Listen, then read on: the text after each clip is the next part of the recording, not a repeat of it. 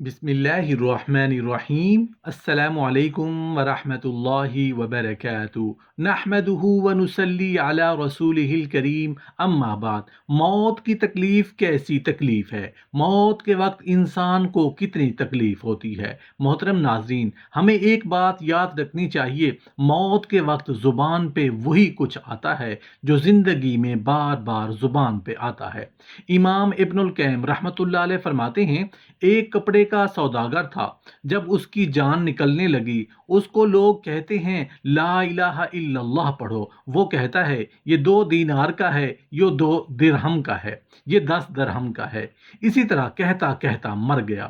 مرتے وقت شراب نوشی کرنے والے کو کہا لا الہ الا اللہ کلمہ پڑھو، تو آگے سے کیا کہتا ہے، پہلے تم خود پی لو پھر مجھے پلانا، اور اسی طرح کہتا ہوا مر گیا۔ جو کام انسان دنیا میں کرتا ہے موت کے وقت وہی یاد آتا ہے۔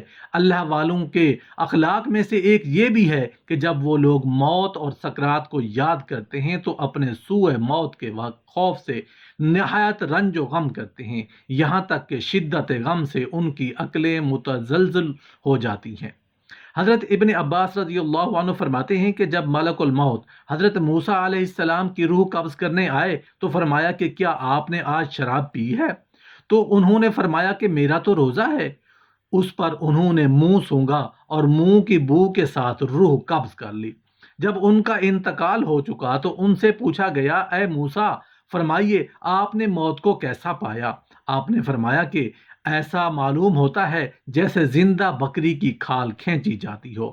ربیع رحمت اللہ علیہ فرماتے ہیں کہ اس وقت سے پہلے اپنی مقدور بھر موت کی تمنا کر لو جب کہ تم ایسے مکان میں منتقل ہو جاؤ جہاں تم موت کی تمنا کرو اور تمہاری درخواست قبول نہ ہو۔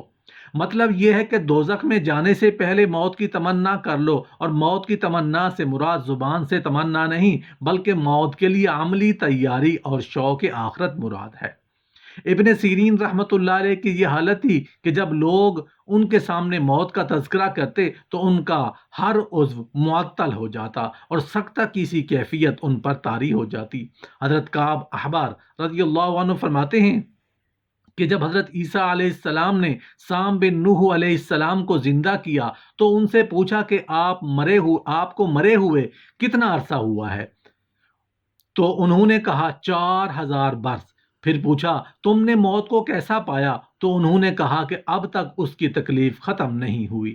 حضرت یحییٰ بن معاذ رحمۃ اللہ علیہ نے کسی دولت مند کے گھر میں کسی عورت کو نوحہ کرتے سنا تو آپ نے فرمایا کہ دنیا سے دھوکہ کھانے والوں کی حالت پر افسوس ہے، یہ لوگ اپنے گھروں میں کب تک آخرت کا شور سنتے رہیں گے اور خواب غفلت سے بیدار نہیں ہوں گے۔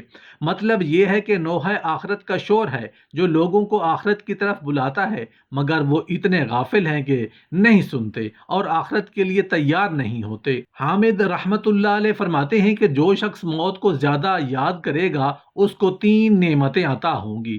ایک تو یہ کہ اپنے گناہوں سے جلدی توبہ کرے گا، دوسری یہ کہ اس کو قناعت نفس حاصل ہوگی، تیسرے یہ کہ وہ جی کھول کر عبادت کرے گا۔ حضرت کعب احبار رضی اللہ عنہ فرماتے تھے کہ جب یعقوب علیہ السلام کے پاس یوسف علیہ السلام کے زندہ اور خوش عیش ہونے کی خبر دینے والا آیا اور آ کر اس نے یہ خوشخبری سنائی تو آپ نے فرمایا کہ بھائی میرے پاس کوئی ایسی چیز نہیں جس سے میں تیری اس خوشخبری کا بدلہ دے سکوں۔ ہاں میں یہ دعا کرتا ہوں کہ اللہ تعالیٰ تجھ پر سکرات موت کو آسان فرما دے۔ اس سے تم سمجھ لو کہ سکرات موت کس قدر خوف کی چیز ہے اور اس سے کس قدر ڈرنا چاہیے۔ کعب احبار رضی اللہ عنہ فرماتے ہیں کہ موت کی مثال ایسی ہے جیسے ایک خاردار درخت آدمی کے بدن میں داخل کر دیا جائے اور اس کا ہر کانٹا بدن کی ایک ایک رگ کو پکڑ لے، پھر اس کو کوئی زور سے کھینچ لے جس سے کچھ رگیں ٹوٹ جائیں اور کچھ معوف ہو کر رہ جائیں۔ سلمان فارسی رضی اللہ عنہ فرماتے تھے کہ جب موت کے وقت مومن کی پیشانی پر پسینہ آئے اور آنکھوں میں چمک ہو اور نتنے پھول جائیں تو یہ علامتیں اچھی ہیں، کیونکہ پیشانی کا پسینہ شدت نزا پر دلالت کرتا ہے جو مکفر ذنوب ہے، اور آنکھوں کا چمکنا اور نتنوں کا پھولنا دلالت کرتا ہے کہ میت کو نعمائے آخرت کا مشاہدہ ہوا ہے جس سے اس کو خوشی حاصل ہوئی ہے، اور جب وہ یوں خر خر کرے جیسے گلا گھونٹا ہوا شخص کرتا ہے اور اس کے رنگ ماند پڑ جائے اور منہ پر جھاگ آ جائیں تو یہ علامتیں بری ہیں اور ان سے معلوم ہوتا ہے کہ میت معذوب ہے۔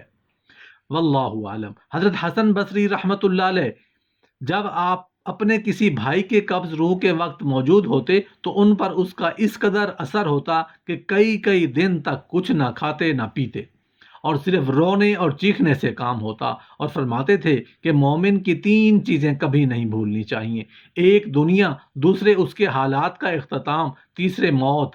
دنیا کو نہ بھولنے کے معنی یہ ہیں کہ اس سے ہر وقت ہوشیار رہنا چاہیے، مبادہ کسی وقت دھوکہ دے دے، اور اس کے حالات کے اختتام کو نہ بھولنے کا یہ مطلب یہ ہے کہ اس کی خوشی اور غم کو معتبد نہ سمجھے، نہ خوشی سے بے فکر ہو نہ غم سے متفکر ہو، بلکہ سمجھے کہ یہ سب ختم ہونے والے ہیں۔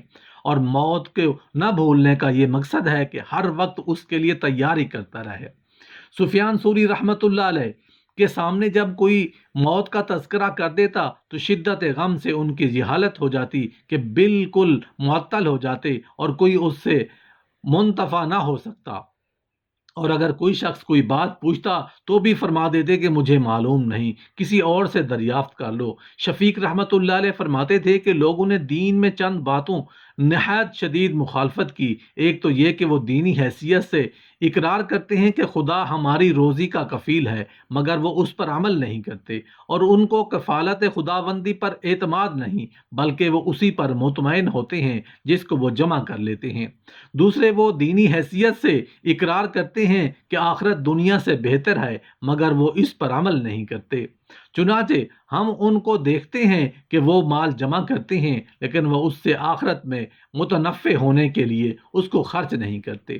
تیسرے، وہ اقرار کرتے ہیں کہ ہمیں مرنا ضرور ہے، مگر وہ عملاً اس کی بھی مخالفت کرتے ہیں اور ایسے لوگوں کے سے کام کرتے ہیں جن کو موت کا خیال بھی نہیں۔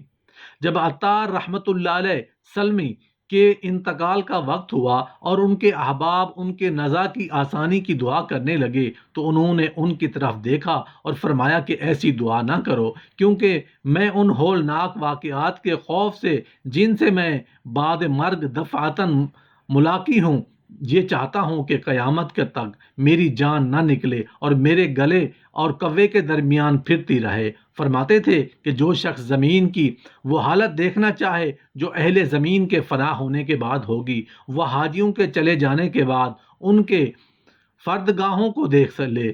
حسن بن عمران رحمۃ اللہ علیہ فرماتے ہیں کہ موت آروں سے، چیروں سے اور ہانڈیوں میں پکانے سے زیادہ تکلیف دہ ہے، اور اگر میت کے ایک بال کی تکلیف تمام اہل دنیا پر ڈالی جائے تو اس سے وہ اس قدر تکلیف محسوس کریں کہ ان کو کھانے اور پینے کا خیال نہ رہے۔ حضرت حسن بن علی رضی اللہ عنہ کا ایک مکان کے دروازہ پر گزر ہوا تو آپ نے فرمایا کہ یہ مکان ایک وقت میں گویا تھا، اب کیا بات ہے کہ میں اسے خاموش دیکھتا ہوں، یعنی پہلے اس میں سے آدمیوں کی آوازیں آتی تھیں اور اب کسی کی آواز نہیں آتی۔ تو دروازہ کے پیچھے سے ایک عورت نے جواب دیا کہ اس کے رہن والے یتیم اور بیوہ ہو گئے، یعنی صاحب خانہ کا انتقال ہو گیا اور چہل اور پہل ختم ہو گئی۔ یہ سن کر امام حسن رضی اللہ عنہ اتنے روئے کہ آنسوں سے ریش مبارک تر ہو گئیں۔ جب امیر المومنین حضرت عمر بن خطاب رضی اللہ عنہ زخمی کیے گئے تو لوگوں نے کہا کہ ہم امید کرتے ہیں کہ آپ کے جسم کو آگ نہیں چھوئے گی۔ یہ سن کر آپ نے فرمایا کہ تم لوگ نا واقف ہو، تمہیں میری حالت کی کیا خبر؟ مجھے ڈر ہے کہیں جہنم کا کوئلہ نہ بنا جاؤں۔ اہل اللہ کا قاعدہ ہے کہ وہ اپنی نیکیوں کو ہیچ اور اپنی معمولی کوتاہیوں کو پہاڑ کے برابر سمجھتے ہیں۔ ان کے زخمی ہونے کی حالت میں کچھ لوگ ان کے پاس گئے اور کہا اپنے بعد اپنے صاحبزادہ عبداللہ رضی اللہ عنہ کو خلیفہ بنا دیجئے کیونکہ وہ نیک آدمی ہیں۔ تو آپ نے فرمایا کیا آل خطاب کے لیے یہ کافی نہیں کہ ان میں سے ایک فرد خدا کے سامنے اس طرح حاضر کیا جائے کہ اس کے ہاتھ گردن سے بندھے ہوئے ہوں؟ میرے نزدیک یہ کافی ہے اور میں نہیں چاہتا کہ اپنے عزیزوں میں سے کسی کو اس بلا میں مبتلا کروں۔